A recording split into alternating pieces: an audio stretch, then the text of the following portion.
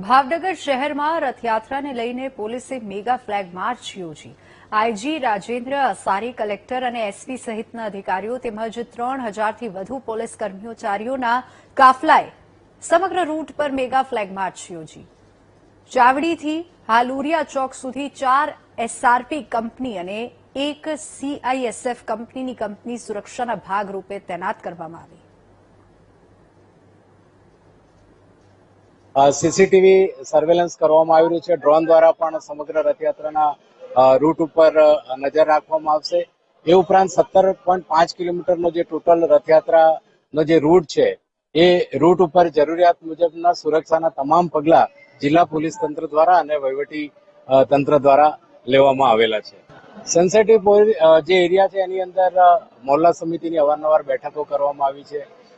ત્યાંના આગેવાનો સાથે ચર્ચા કરવામાં આવી છે। યુવાનોની કમિટીઓ બનાવવામાં આવી છે।